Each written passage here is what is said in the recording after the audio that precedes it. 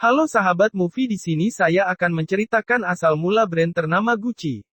Apa kalian tahu sejarah perusahaan Italia tersebut? Perusahaan itu ialah brand ternama Gucci. Langsung saja kita ke pembahasannya.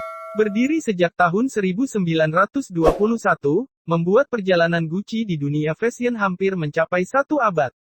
Gucci merupakan salah satu fashion brand asal Italia yang terkenal dengan produk tas brandednya.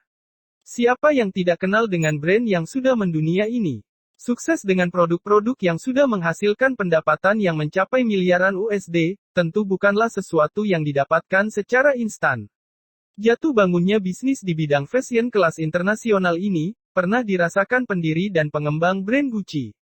Tahukah sobat, nama brand Gucci diambil dari nama pendiri pertamanya, yaitu Guccio Gucci. Meski sudah menginjak kepala 4 pada waktu itu, Guccio Gucci membuktikan pada publik bahwa umur tak menjadi halangan untuk meraih kesuksesan. Berkat pekerjaannya di Savoy Hotel, London, sejak ia berusia 19 tahun, ia mengaku mendapatkan inspirasi dari tamu-tamu hotel yang membawa koper. Kehidupan glamor para tamu hotel tersebut justru menjadi ide bagi Guccio Gucci untuk membuat produk tas desainnya sendiri. Berbekal kemampuan membuat koper dan tas kulit dari sang ayah, Guccio Gucci memutuskan resign dari pekerjaannya di hotel dan kembali ke Italia untuk membangun kerajaan bisnisnya.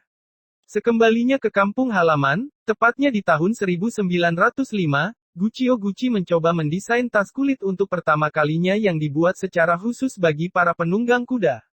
Prediksi Gucci pun benar, barang dagangannya tersebut laku dibeli para bangsawan yang tertarik dengan produk-produk tas kulit buatan Gucci. Sejak saat itu juga, Gucci semakin percaya diri untuk lebih melebarkan sayapnya di dunia bisnis fashion.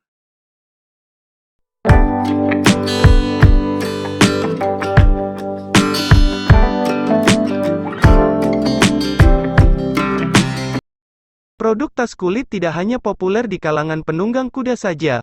Pada saat itu, produk tas kulit juga banyak diincar mulai dari kalangan biasa hingga artis papan atas. Apalagi kota kecil bernama Florence tersebut memang terkenal dengan para pengrajin tas kulit yang terampil dan handal. Sehingga hal tersebut menjadi salah satu keberuntungan bagi Gucci karena memiliki pekerja-pekerja yang sudah berpengalaman. Tidak hanya produk tas saja, Gucci juga mencoba peruntungan di bisnis pakaian dan aksesoris seperti ikat pinggang kulit. Pada tahun 1921, Gucci dengan semangatnya untuk sukses mulai membangun sebuah butik kecil di Florence. Dalam 2 tahun pertama, Gucci berhasil menarik perhatian kalangan papan atas dengan banyaknya artis-artis yang mampir ke butik Gucci saat berkunjung di kota tersebut. Bahkan disebut-sebut, butik milik Gucci justru menjadi pusat tas kulit mewah di daerah tersebut. Pada saat itu, Gucci memang sudah mematok harga mahal untuk produk-produk tas kulit miliknya karena memang dibuat dari kulit buaya asli. Hingga tiba di tahun 1937, Gucci sempat menggegerkan dunia fashion kala itu dengan merilis produk tas bambu atau bambu bag. Lagi-lagi, mungkin karena kecintaannya pada kuda, ia mendesain tas khusus berkuda dengan pegangannya yang terbuat dari bambu. Mulai dari masyarakat menengah hingga kalangan atas berburu produk tersebut karena memang saat itu aktivitas berkuda masih menjadi tren sebelum bermunculannya kendaraan bermobil seperti saat ini. Bahkan hingga saat ini, produk tas bambu itu masih terus diproduksi dan menjadi salah satu koleksi Gucci yang fenomenal. Guccio Gucci memiliki 3 orang anak laki-laki yang ikut andil dalam perkembangan bisnis fashionnya. Bersama Aldo Gucci, Vasco Gucci, dan Rodolfo Gucci, ia memperluas bisnisnya dengan menambahkan beberapa butik di Florence.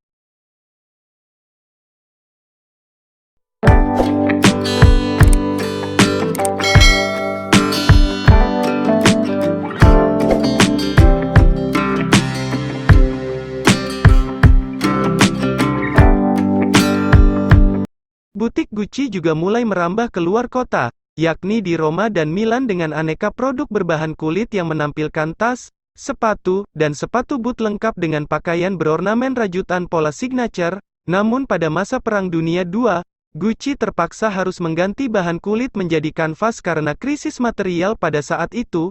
Untuk membedakan dari produk berbahan kulit, Gucci menggunakan simbol G ganda pada produk yang berbahan kanvas yang dipadukan dengan pita hijau dan merah yang menonjol. Sayangnya, karena Guccio Gucci pada saat itu mulai beranjak tua, Tak sempat ia membawa bisnis ke kancah internasional karena Gucci meninggal pada tahun 1953. Bisnisnya pun diteruskan oleh anak-anaknya hingga dapat memperluas cakrawala perusahaan dengan mendirikan kantor di New York City. Brand Gucci semakin mudah beradaptasi dengan pasar internasional karena adanya peran bintang film ternama kala itu yang ikut memamerkan produk Gucci. Mereka tampil di media-media iklan mulai dari majalah hingga papan reklame pinggir jalan kota besar. Gucci akhirnya melebarkan sayap bisnis di kancah internasional, termasuk Paris dan London yang juga menjadi salah satu pasarnya. Siapa sangka, sebuah perusahaan brand terkenal di dunia bernama Gucci ini sempat mengalami drama keluarga yang membuat reputasinya buruk. Perusahaan berjalan mulus hingga tahun 70-an, namun mulai tahun 1980, grup Gucci mulai dirundung perselisihan keluarga yang membawa perusahaan di ambang kehancuran. Setelah kematian Rodolfo pada tahun 1983, anak laki-lakinya yang bernama Maurizio Gucci mulai mengambil alih perusahaan dan memecat pamannya, Aldo, yang harus dihukum penjara karena menghindari pajak.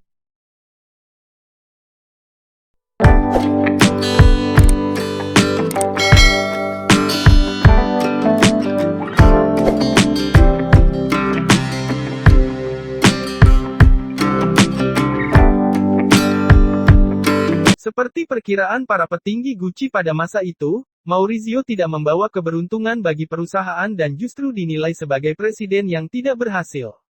Ia mendapatkan tekanan dari berbagai pihak untuk menjual perusahaan tersebut ke Investcorp, sebuah perusahaan di Bahrain. Dan akhirnya pada tahun 1993, ia terpaksa menjual seluruh sahamnya yang tersisa. Drama tak berhenti sampai di situ. Karena pada tahun 1995, publik dibuat heboh dengan terbunuhnya generasi ketiga Gucci tersebut di Milan. Tersangka di balik peristiwa naas itu adalah istrinya sendiri yang bernama Patrizia Reggiani yang mempekerjakan seorang pembunuh bayaran. Sungguh tragedi yang siapapun tidak membayangkan terjadi di balik suksesnya Gucci sebagai merek branded yang mewah nan elegan hingga saat ini.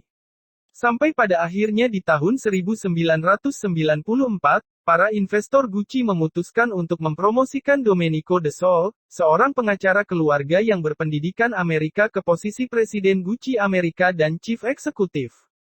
Sebelum perusahaan Gucci melibatkan Domenico De Sole, tepatnya tahun 1989, Gucci merekrut Dawn Mello yang memiliki tugas besar untuk mengembalikan reputasi Gucci menjadi seorang editor dan perancang. Sadar akan citra perusahaan yang sedang buruk, Mello pada tahun 1990 mengajak Tom Ford seorang perancang busana terkenal di Amerika sebagai perancang siap pakai dan dipromosikan menjadi direktur kreatif pada tahun 1994. Hingga tahun 1997, sudah ada 76 toko Gucci di seluruh dunia bersamaan dengan sejumlah perjanjian lisensi. Berkat kerjasama Ford dan De Sole yang mengambil keputusan untuk mengakuisisi grup Gucci kepada Bottega Veneta, Yves Saint Laurent Rive Gauche, Sergio Rossi, Boucheron, dan sebagian kepemilikan pada Alexander McQueen, Stella McCartney serta Balenciaga, Gucci berhasil perlahan-lahan naik kembali ke permukaan. Sayangnya, hampir 60% kepemilikan saham Gucci berada di tangan seorang konglomerat asal Perancis, Pinault Printemps Redoute di tahun 2003. Tentu saja, keputusan ini membuat kampung halaman Gucci seakan-akan mulai dilupakan. Tepat di tahun 2004, Ford dan De Sole lengser dari jabatannya dan digantikan para desainer muda kala itu yang dipromosikan oleh jajaran petinggi Gucci. Pada tahun 2005, seorang desainer fashion terkenal di Italia bernama Frida Giannini ditunjuk sebagai direktur kreatif baru di Gucci khusus untuk pakaian dan aksesoris wanita. Giannini membuat terobosan baru pada desain tas wanita pada masa kepemimpinannya sebagai direktur kreatif. Ia mengubah stigma desain Gucci yang selama ini dikembangkan dari para kreator Gucci sebelumnya menjadi sebuah tas kanvas bergaya monokrom dan warna-warni. Sempat mendapatkan kritikan dari berbagai pihak, namun ternyata ide brilian dari seorang Giannini tersebut mampu menaikkan omset perusahaan hingga membuatnya dipromosikan sebagai direktur kreatif untuk seluruh label Gucci di tahun 2006, termasuk fashion pria dan anak-anak. Banyak prestasi yang dapat diraih perusahaan Gucci sejak kehadiran Giannini. Namun sayangnya, publik menilai Gucci terlalu cepat melengsarkan Giannini di tahun 2014 bersamaan dengan hadirnya CEO baru bernama Marco Bizzarri.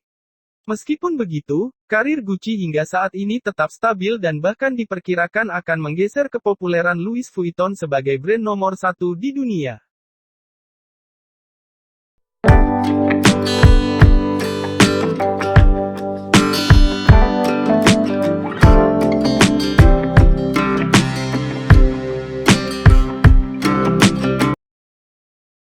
Sebenarnya sobat, jika diceritakan lebih jauh dan lebih detail, ada banyak kontroversi yang dilakukan brand terkenal sekelas Gucci ini hingga tak jarang mendapatkan kritikan netizen. Namun di balik fakta-fakta fenomenal yang melibatkan brand asal Italia ini, Gucci pernah menjalin kerjasama sosial dengan UNICEF sejak 2005. Gucci memiliki produk khusus di mana seluruh hasil penjualan koleksi tersebut dari seluruh toko disumbangkan ke UNICEF untuk membantu anak-anak terlantar dan yang menderita sakit keras. Sejak saat itu, Gucci juga melibatkan kampanye yang mendukung program pendidikan, kesehatan, dan perlindungan untuk anak-anak yatim piatu serta anak-anak yang terserang wabah HIV/AIDS di Sahara Afrika. Dalam kurun waktu 5 tahun, Gucci berhasil menyumbangkan dana lebih dari $7 juta kepada UNICEF. Bagi kalian yang belum tahu tentang UNICEF, ini merupakan yayasan yang didirikan oleh Nelson Mandela yang menaungi kehidupan anak yatim piatu, khususnya yang miskin dan terkena serangan HIV/AIDS di benua Afrika. Untuk mengenang perjalanan Gucci selama lebih dari 90 tahun bersama dengan cerita-cerita di baliknya, dibangunlah Gucci Museo atau Museum Gucci seluas 1.715 meter persegi di Florence sebagai tempat lahirnya fashion brand yang mendunia ini. Hingga saat ini, Gucci masih menempati jajaran luxury fashion brand yang paling banyak diincar di dunia. Gucci menjadi salah satu merek termahal hingga mencapai keuntungan US $9,45 miliar atau setara dengan Rp113,5 triliun. Itulah sedikit informasi yang saya bisa jelaskan mengenai sejarah brand ternama Gucci. Oke, sekian dulu video dari saya, semoga bermanfaat. Jangan lupa like dan subscribe channel ini agar kalian tidak ketinggalan info terbaru. See you next time sahabat.